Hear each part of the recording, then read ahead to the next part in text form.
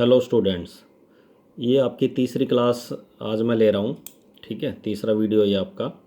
ठीक है, इसमें कुछ क्वेश्चन और आंसर डिस्कस करेंगे, क्योंकि मैंने आप अब तक आपको मैट्रिक्स के बारे में बता दिया, उसकी टाइप्स क्लियर करवा दी थी, और उसके कुछ operations, addition, subtraction, scalar multiplication, matrix multiplication clear करवा दिया था।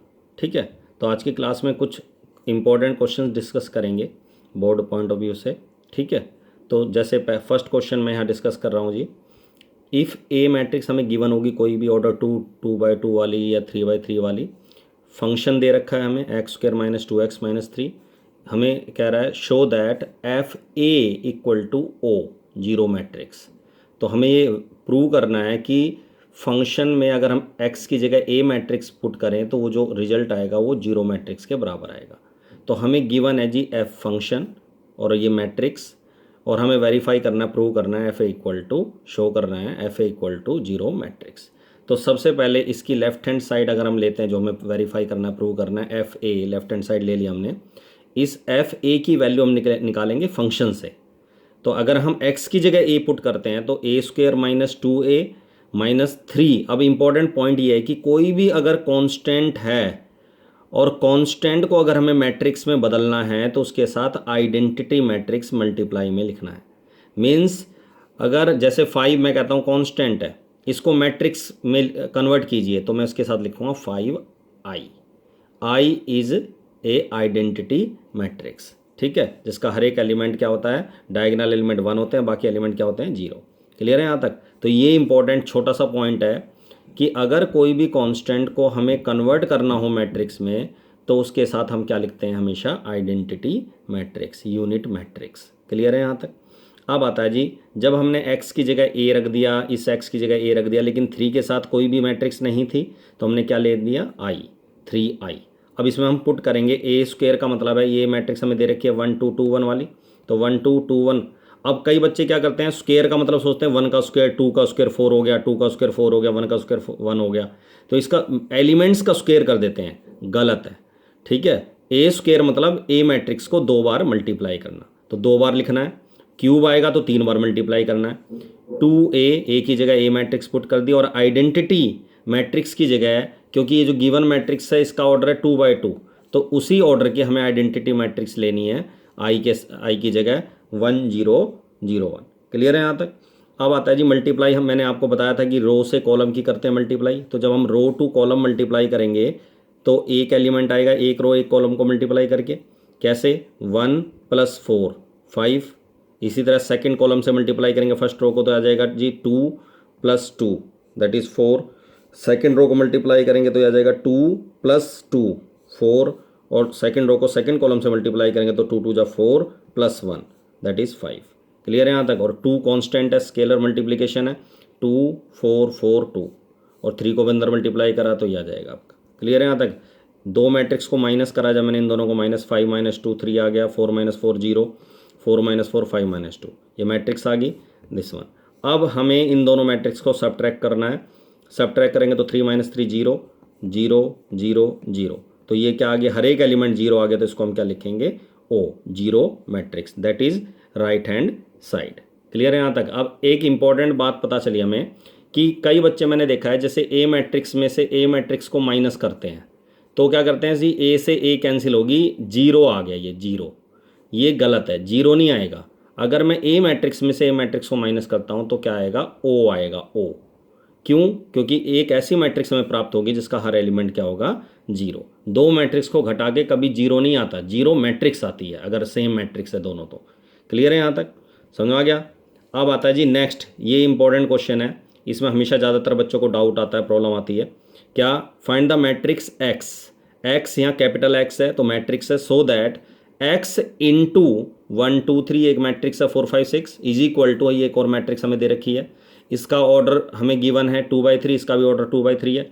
अच्छा, अगर यहाँ प्लस होता बीच में, x प्लस, तो x की वैल्यू निकालना आसान होता है। ये मैट्रिक्स हम क्या कर देते हैं, माइनस, दोनों साइड माइनस करते तो ये आंसर आ जाता है, इस मैट्रिक्स में ये मैट्रिक्स माइनस होके आंसर आ जाता है। क्लियर है यहाँ तक? लेकिन इसमें मल्टीप्लाई है, और मल्टीप्लाई अगर x के साथ ये मैट्रिक्स मल्टीप्लाई है और x फाइंड करना है हमें, तो इसको हम डिवाइड नहीं कर सकते कभी भी। मैट्रिक्स मैट्रिक्स का डिवीजन जो होता है वो नॉट डिफाइन होता है, नहीं होता। ठीक है, तो अगर हमें कोई मल्टीप्लाई में कोई मैट्रिक्स है उसे फाइंड करना है तो उसका तरीका ये होता है।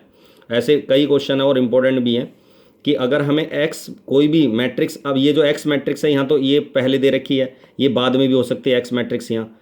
क्लियर है यहाँ तक? तो कहीं भी है तो सबसे पहला काम होगा हमें एक्स मैट्रिक्स की का ऑर्डर चेक करना, ऑर्डर पता करना। अब जिस बच्चे को ये ऑर्डर चेक करना आ गया वो आराम से इसको इस टाइप के क्वेश्चंस को सबको सोल्व कर देगा। तो तरीका क्या होता है ऑर्डर ऑफ एक्स? तुम्हें मैंने एक बात बताई थी बेटा कि अगर हम दो मैट्रिक्स की मल्टीप्लाई करते हैं तो वो कंडीशन होती है कि दो मैट्रिक्स की मल्टीप्लिकेशन तब पॉसिबल होती है जब फर्स्ट के कॉलम सेकंड के रो के इक्वल होंगे।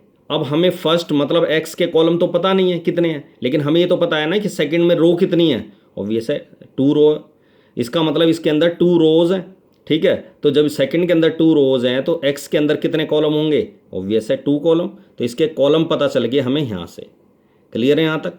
तो ये पता चल गया हमें यहाँ से फर्स्ट में उतने ही कॉलम होंगे जितनी सेकंड में रो होंगी, और सेकंड में रो हमें पता है कितनी है 2, तो इसमें कॉलम कितने आएंगे, एक्स के कॉलम 2। अब आता है जी, ये तो है कंडीशन कि हम दो मैट्रिक्स मल्टीप्लाई कब कर सकते हैं। अब इन दोनों की मैट्रिक्स मल्टीप्लिकेशन डिफाइन है। एक बोला सर क्यों डिफाइन है? क्योंकि तभी तो आंसर आया है। ठीक है, अच्छा ये जो आंसर आया है इसका भी ऑर्डर ये दोनों ही डिसाइड करते हैं, मैंने आपको बताया था पहले। एक्स में जितनी रो होंगी, एक्स में जितनी रो हैं उतनी इसमें रो बनेंगी, और सेकंड वाले में जितने कॉलम हैं उतने इसमें कॉलम बनेंगे। क्लियर है यहाँ तक? तो हमें इसकी रो इसमें नहीं पता कितनी रो हैं, लेकिन हमें इसकी रो पता है।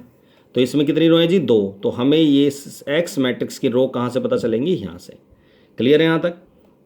तो जब हम एक्स मैट्रिक्स का ऑर्डर डिसाइड कर लेंगे तो हमें रो और कॉलम डिसाइड करने के लिए पहली कंडीशन लगानी होती है कि मल्टीप्लाई कब पॉसिबल होती है, और दूसरी कंडीशन लगानी होती है कि आंसर ये जो रिजल्ट आता है उसका ऑर्डर जो है इन फर्स्ट की रो और सेकंड के कॉलम के बराबर आता है। तो ये डिसाइड हो जाएगा इसका ऑर्डर। ऑर्डर पता करने के बाद हम एक्स को लेट कर लेंगे, एक्स मैट्रिक्स को 2 by 2 में हमारी मर्जी है कोई भी एलिमेंट्स हम ले सकते हैं, X Y Z W A B C D. ठीक है, कोई भी एलिमेंट ले लिया। अब इसमें यहाँ एक्स पहले है तो पहले लिखेंगे, दूसरी मैट्रिक्स होगी, तीसरी होगी।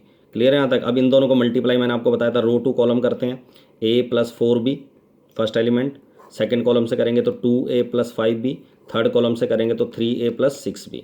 क्लियर है यहाँ तक? इसी तरह सेकंड रो को तीनों कॉलम से मल्टीप्लाई करूँगा तो ये आ जाएगा।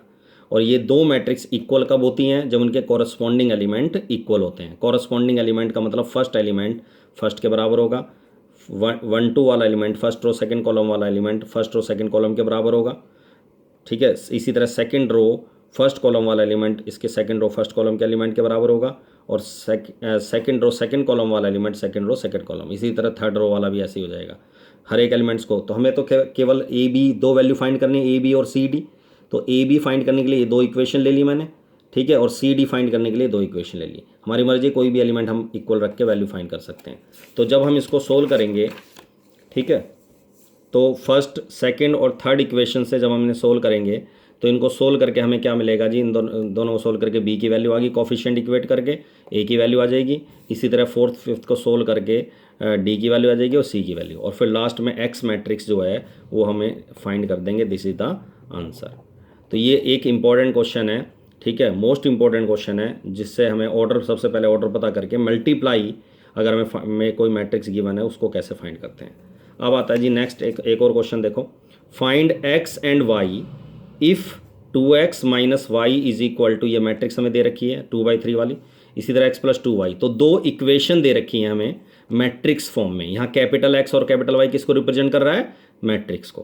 क्लियर है यहाँ तक? मैट्रिक्स है ये, स्मॉल x स्मॉल y नहीं लिखना है इसे। बच्चे मैंने देखा कुछ भी लिख देते हैं, मर्जी होती है, तो कुछ भी नहीं, कैपिटल X और कैपिटल Y ही लिखना है क्योंकि ये मैट्रिक्स है दोनों। तो फर्स्ट इक्वेशन मैंने यहाँ ले ली, सेकंड इक्वेशन में है, सबको पता है इक्वेशन को हम कैसे सोल्व करते हैं। कॉफिशिएंट इक्वल करा मैंने, y की कॉफिशिएंट यहाँ इक्वल करने के लिए इसको 2 से मल्टीप्लाई करा, ठीक है, 2 से मल्टीप्लाई करें तो आ जाएगा 4x - 2y, और इसको हर एक एलिमेंट्स को 2 से मल्टीप्लाई करूँगा मैं तो 12 - 12 0, ठीक है, -8 4 2, ये आ गया जी। और ये सेकंड इक्वेशन सेम ऐसे एज इट इज़ रख के दोनों को ऐड कर देंगे।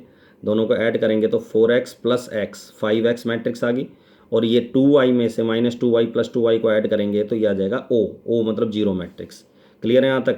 और इन दोनों मैट्रिक्स को ऐड करना है, वही कॉरस्पॉन्डिंग एलिमेंट्स को ऐड करना है। 12 में 3 ऐड हो जाएगा, -12 में 2, 0 में 5, -8 में -2, 4 में 1, 2 में -7। इनको ऐड करने के बाद ये आ गया।